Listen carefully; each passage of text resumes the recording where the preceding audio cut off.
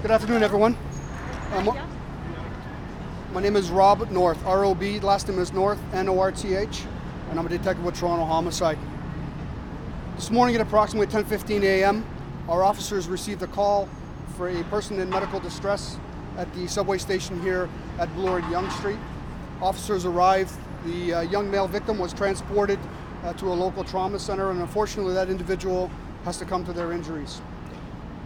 Police conducted an at-scene investigation, and as a result of that investigation, we believe that this male was the victim of a homicide. I can tell you that we do have one individual in custody. We believe at this time that it was an isolated incident, and we are not searching for any other suspects at this time. However, I'd like to make an appeal to any members who were on the Yonge-Dundas line at approximately 10:15 this morning to come forward. We'd like to speak with you.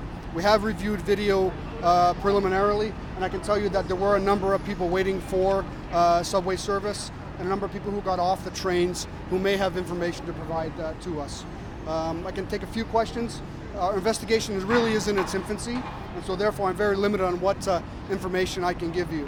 As far as what commuters have to look forward to in terms of the TTC, I have with me Mr. Brad Ross, who's a spokesperson for the TTC, who may be in a better position to answer those questions for you. How old is the victim? I can tell you the victim was in his early 20s. Do the victim and suspect know each other? At this time, it's really early. We are looking at video, and part of the reason why we want witnesses to come forward is to sort of get a narrative, so I don't know if they knew each other at this time. Was he punched? The accused was arrested at the scene by uniformed officers and by Toronto Transit Special Constables. Has he been charged at all? Pardon me? Has he been charged, the accused? No, the accused has been, the male's been arrested, but he has not been charged. Was he pushed? Was the victim pushed? That's one of the things we're looking into. We believe he could have been pushed. Again, we're reviewing all angles of video surveillance to sort of get a better narrative of that. Does it look like there was an altercation that led to it? At this time, we don't believe there was an altercation, although we are going to look into that as well. Is the victim on the track? No, the victim was actually on the platform. Waiting for the train. Yes. And he wasn't pushed onto the tracks? Again, that's part of the narrative we want to look into, and without having to taint what other witnesses may say, that's one of the things is obviously very active in our investigation. Was the platform rammed at the time? No, it was not rammed. How many people were there who could have potentially witnessed this? Well, 10:15 in the morning at a major intersection for subway service. I'd be very cautious in estimating, but I got to say there's at least 50 people who may have at least have some interaction or some narrative to help us put this together. Any indication how long the person in custody had been in the area of the subway platform before this happened? I don't know that answer. Again, this is going to be something that we're going to have to look at as we move forward. Can you clarify? The victim was never pushed onto the track, so he fell on the platform and was injured there. Again, it's all going to form part of the narrative that we're looking into.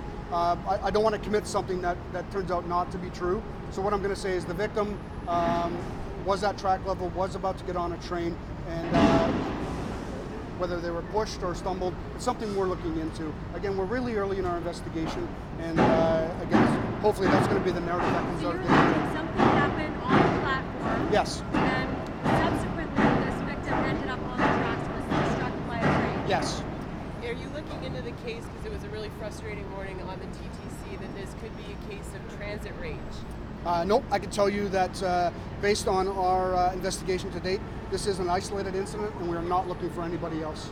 Any outward signs of mental illness that this happened? Again, we're really early and I don't want to commit to anything. We're going to leave all avenues open and we're going to follow the evidence where it leads us. Male Can you suspect? tell the story again of what happened this morning? What happened? Yeah, what we believe happened is our victim exits the platform area of the subway station, is proceeding to walk forward to get towards a train. There's some sort of interaction, and our victim ends up being hit by the train. Which platform is this on, sir? I believe it was the eastbound platform. Detective, would it have happened where closer to where the train was entering into the station, or at the far end, where the train would be moving slowly? We believe it was at the far end, or just over the halfway point of where the train had entered the station. The victim? Sorry, the victim has been pronounced deceased. That's correct. Is the, But we don't know the injuries at all? Well, I'm not going to get into the causation of his death. I mean, it's tragic enough that somebody has passed away. I'm just going to say that he's deceased. is the suspect cooperating? Are you questioning him right now? What I can tell you is that we have not spoken to the suspect yet. That's something that we plan on doing, and so that will follow. How's the driver doing? Again, I'll let Mr. Ross speak to the condition of the driver. Obviously, you know, it's a very traumatic incident for them, and I'll let Mr. Ross speak to the condition of the driver. Do you have anything on the victimology of the victim at this point? Who he is, whether he's going to work, like any personal details? Well, we do have some minor details on the victim. Again, until we are able to firm up those details and get a concrete identification on who that victim is, I don't want to put any more information out there. Detective, are you looking at anything under the Mental Health Act with the person who you have now? You know what, sir? We're going to leave no stone unturned. We'll lead this investigation. We'll let the evidence follow us wherever it may take us. Is there a chance that this person, your suspect, was rushing to get onto a train and pushed the victim by accident? Again, that's why we're nudged the victim. Well, again, that's why we're asking witnesses to come forward who were there, who actually saw this take place. They'll be able to provide a better narrative than we will coming in after the fact. There was a lot of back and forth this morning, just from what I understand. Was this a homicide? Was this an accident? Was there something that, in particular, that turned this into a homicide investigation? Was it seeing something on surveillance video? Was it something that turned the corner for you guys, or were you called in very early on?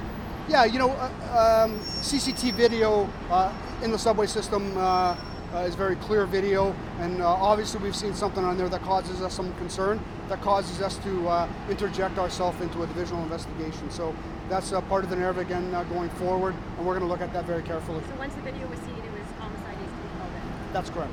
Is the suspect interacting with police? We have not interacted with that individual yet. However, once I'm done doing the at-scene investigation here, I anticipate we're going to go back and have a speak with that. Has he been charged before? Is he someone you guys know? I'm not going to get into the background of the suspect, unfortunately. Thank you very much, everybody. Did you say an age on the person in custody? I did not. Or age range? Again, I'd only be estimating, but it would be around 40s or higher. And victim is early 20s male. Early Can you give us 20s. an exact age on him? No, I cannot. I'm going to ask Mr. Brad Ross, the spokesperson for the TTC, to come on in. He might have a few words. Thank you, Detective. Good afternoon. Very tragic event this morning, and our condolences to the victim's family as this investigation continues. The TTC, needless to say, is cooperating with the police in their investigation, providing everything that we can by way of video, witnesses that may be TTC employee staff, providing counseling to our operators and our crews and track crews who may require it, something that is thankfully so rare in this city. With respect to the afternoon service, the Yonge station on line 2 remains closed while police continue their investigation, which means that trains are bypassing the station on line 2. So from the east and west, trains are passing through and not stopping at Yonge station. However, on line 1, on the Yonge side of the subway, trains are servicing Bloor station. So people can get off at Bloor station. If they need to then connect with line 2 from here, they have some options available. Bay station is literally 1 block to my west, to our west. If they're able to walk over to Bay, Sherbourne is about 2 blocks to the east of here. Otherwise, if you're coming from the downtown core, our recommendation is that you go south on the subway, go down and around and up to St. George, and use St. George or Spadina stations as your transfer point to line 2. As I say, we expect that this station will, the Yonge station on line 2 will remain closed for the afternoon rush hour, and we want people to be aware of that so that when they make their way home, they're not caught by surprise. We do have a shuttle bus service, but it will be very limited, and we really do ask people, if they are able, to please walk the 1 block to the west to Bay Station, or 2 blocks to the east. You can even walk underground through Cumberland Terrace here to get over to Bay Station. We have lots of customer service staff at Bloor Station, pointing people in the right direction, answering questions, but leave yourself a little bit extra time this afternoon while police continue their investigation of this tragic incident. Okay? Have you heard from the driver at all? How's the driver doing?